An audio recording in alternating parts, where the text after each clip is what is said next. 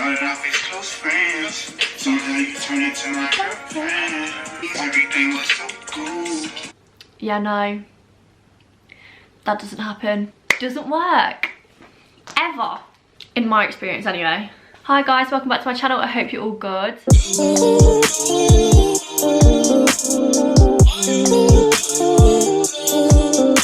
Got a bit of a different setup today because my room has had a bit of a move around. This probably won't be permanent because I'm indecisive and I can't decide what's going where.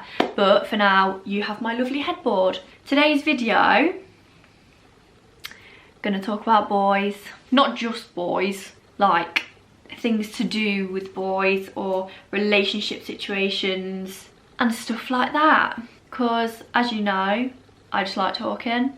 So I put this on my Instagram again. I did have a few, but can I just say, don't be scared to like, you know when I do like Instagram, you know when I do like Instagram question things, don't feel embarrassed or whatever to put something. It literally just helps me out, that's it. It just helps me out for the video. So I may as well just get into it. I'm keeping it anonymous because it's not fair if I read names out. This first one is, my ex keeps blocking and unblocking me to view my stuff and I don't know why. Well, I'm not in his head, so I don't exactly know why, but I have experienced this before. And the only explanation I can think of is they're being nosy and they want to see how you're doing. They want to look at your face because they might miss it. They want to see what you're doing, see if you're doing well. And the best thing is to just keep doing well, keep being good. Even if you're not good, just act like you're good, because there's nothing worse than them seeing that you're doing well, if that makes sense. So he's either just being nosy, like he's trying to find something out, or he's doing it on purpose for you to notice so that you then give him attention. So don't give him the attention if he wants it. Him or her, like in any situation, him or her. Just don't give them the satisfaction of messaging them like, why do you keep unblocking me and blocking me? Who cares? Just get on with whatever you're doing, like pay no attention to it. Next one is, what are red flags in relationships? Oh, there's plenty of red flags. Like anything could be a red flag if you look that deeply into it. I'd say keeping their phone very, very, not private, because I would never ever go on to my like partner's, not that I have a partner, but I'd never go on to their phone and go through their stuff because it's their private stuff, and that's like invading their privacy to the point where, I mean, like if you're laying next to each other and they've got like the phone turned or something, like that's not good because they're clearly doing something that they don't want you to see. Other red flags, not replying for hours and hours can be a red flag. Like unless you know what they're doing, like you can never be too busy to just quickly go on your phone and give like a really quick reply, like, oh, I'm sorry, I'm just busy for a bit, like I'll message you later. Even them not wanting you to meet their family or meet their friends, stuff like that. Like there's a difference between private and secretive. Like it's nice to have a private relationship where not everyone's involved, because when people are involved things go wrong, but you don't want to be secret either, because then that might mean they do want to keep it secretive and they've got a reason for that, if that makes sense. This is a big one for me. This is, I don't particularly like this behaviour, but when someone enjoys to make criticisms about you or try and humiliate you in front of other people. Say I had a boyfriend and we were out with like a few of his friends or a few of my friends or something, and then he sat there and like said something offensive about me in front of everyone to make himself look good. I despise that. I really, really don't like that. Like why do you think that's good to do that? It's not. You're meant to support your girlfriend or boyfriend and make them feel good about themselves, not trying to humiliate them in front of other people for your own benefit. Like that's not a good trait to have. Selfishness, also a red flag, or just doing anything when it's convenient for them, like whether it's in the bedroom or just when you're meeting up. Like if it's only on their grounds or only when it's convenient for them, you're clearly not a big enough priority for them to compromise with certain things. I don't know if that makes any sense. There are plenty and plenty of red flags, and whatever's a red flag for me might not be a red flag for someone else. Next one, what's your biggest ick? Cringiness. Like, there's a way you have to go about saying things. I'm just really picky. Like, I can put myself off people before I've even met them. Like, I can put myself off people over message. You know, if you're too forward with me or too sexual and stuff and you don't actually know me as a person, that really puts me off. Like, get to know me and everything about me first. Don't try and have sexual conversations with me. Like, it doesn't do it for me. It really doesn't. That is probably my biggest one. I have others, but that can put me off you from the get-go, and then I barely even want to see you in person. And that isn't like a boring thing, that's just me respecting myself. I wouldn't say this is an ick, but like, this is something that I would have to compromise with. Like, I'm so used to being on my own and in my own space and being independent, so in any serious relationship I can't be suffocated by that person. Like, I do want to spend loads of my time with them, but there will be times where I just need a bit of space. I need my own time for a bit, just to myself, like just some time to myself. So if someone is too clingy and can't let me breathe for like one single day, that can just make me feel a bit like, right, okay, take a step back. Like, that doesn't mean I don't want to be with them any less. I just need my own space sometimes, and time with like my family, or just to sit and watch some YouTube or Netflix on my own. Next question is, how do you know you found the one?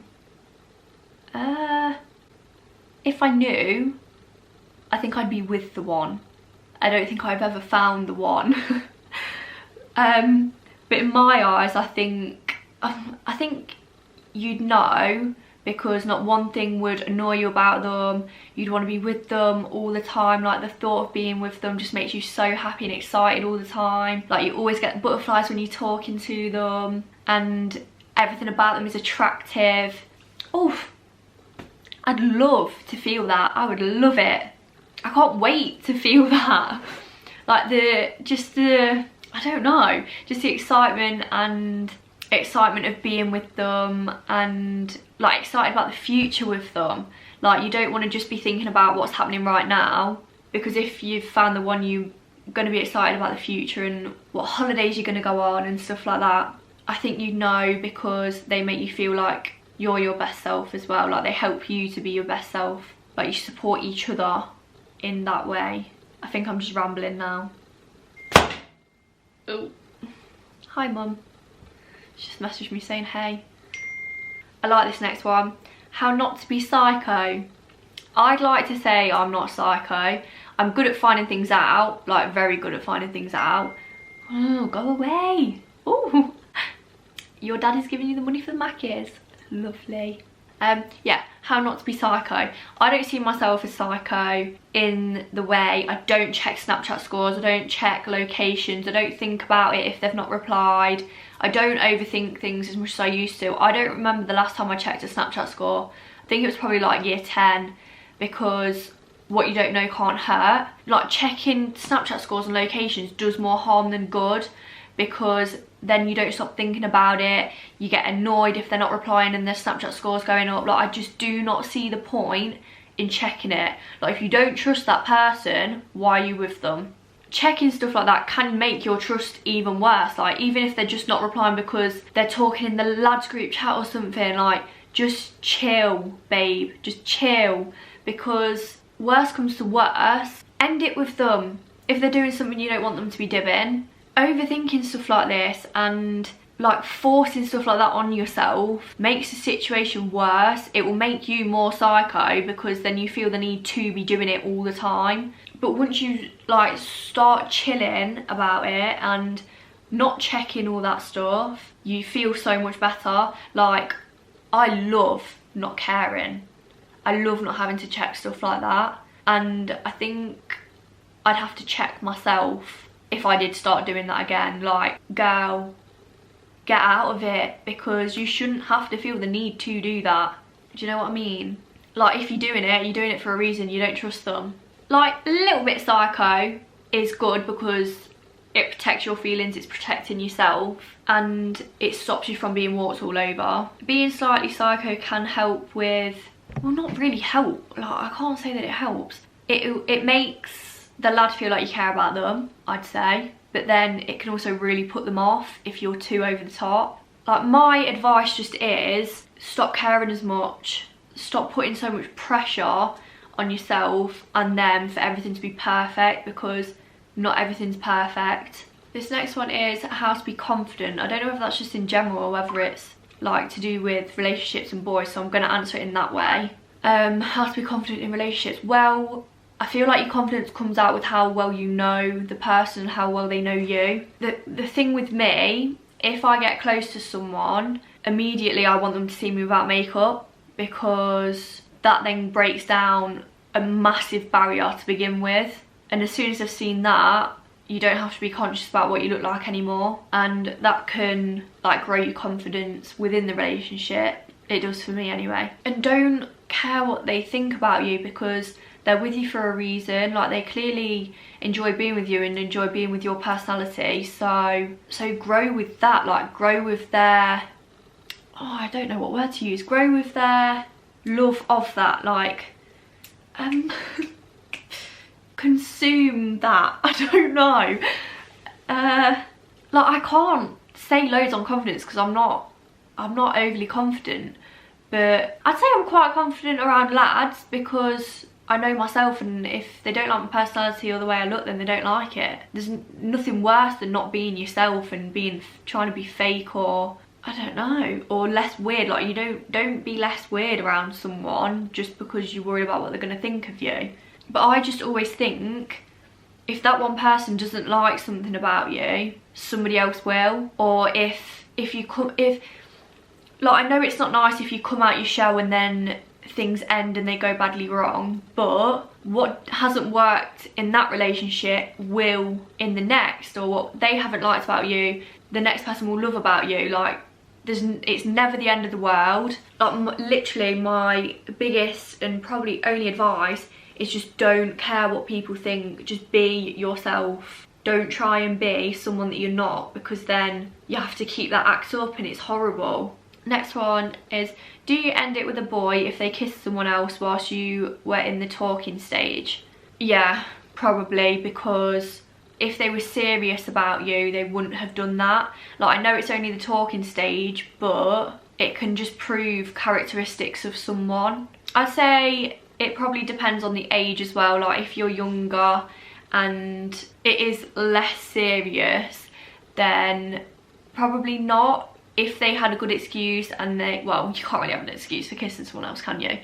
If they had a good apology or really showed to make it up for you, like, actions mean more than words. But probably at my age, I would end it. Like, if you're talking to me and you say you like me, why do you need to kiss someone else? You don't, do you? There isn't really an excuse for it. So yeah, I would. Next one, why is my boyfriend such a dickhead?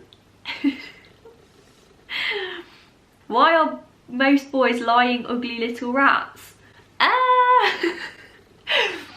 From my experience, a lot are lying little rats. Not ugly, because most of them haven't been ugly, but lying is a very common denominator in a characteristic of a lad. Why do you have to lie all the time? It's so much easier if you don't lie, just tell the truth.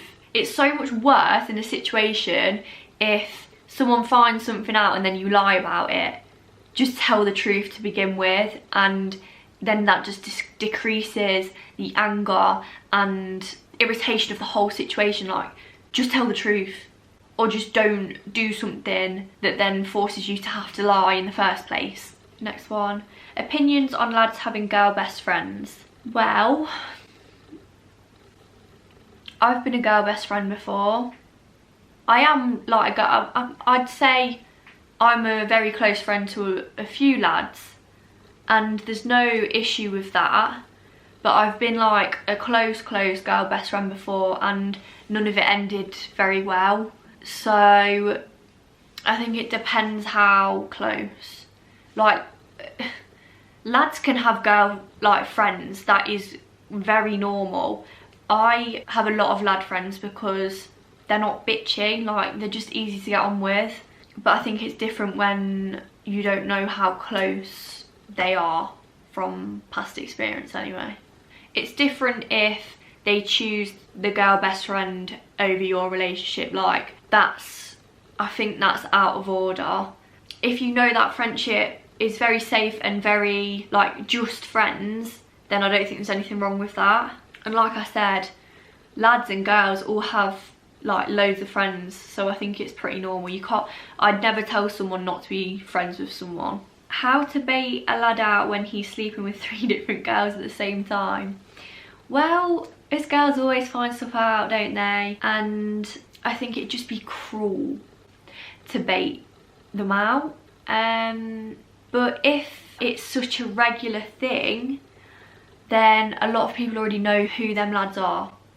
And last one is, what's your type? Well, I do tend to go for light skin and black lads. Just always have. That's just what I'm attracted to. But that's appearance wise. And I'm not saying that I don't find white lads attractive. Like, I can appreciate a good looking white lad, and I wouldn't rule out going for a white lad. Like, that's not what I'm saying. But other than that, like nice teeth, like nice smile, look nice when you smile. I love eyes, like not colour necessarily, but the way someone looks at you or the eye contact they make. I love tattoos. I love tattoos, and I don't really care what your hair looks like, to be honest. Mine never looks great, so I can't really expect the lad's hair to always look amazing.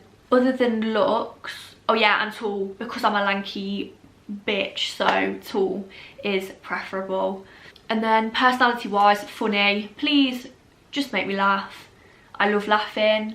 Have loads in common with me because I just want to talk for hours. And it is very family orientated because I am so close to my family, and family is a big thing for me, so you need to be family orientated and get on with my family too, because that is a big thing for me. And not lazy, like have lay-ins, stay in bed watching TV. That isn't what I mean. I mean lazy as in doesn't have any aspirations in life. As long as you're working hard and you actually want to do something with yourself, then perfect. And it also helps if you let me watch my shitty Netflix series as well. And if you want to come gym with me, that is also great. So I hope you've enjoyed watching this video. I like the talking videos because I feel like I'm actually talking to you. Like, I know I'm not, but I feel like I am. So thank you for watching. Like, comment and go subscribe to my channel, and I'll see you in my next video. Bye.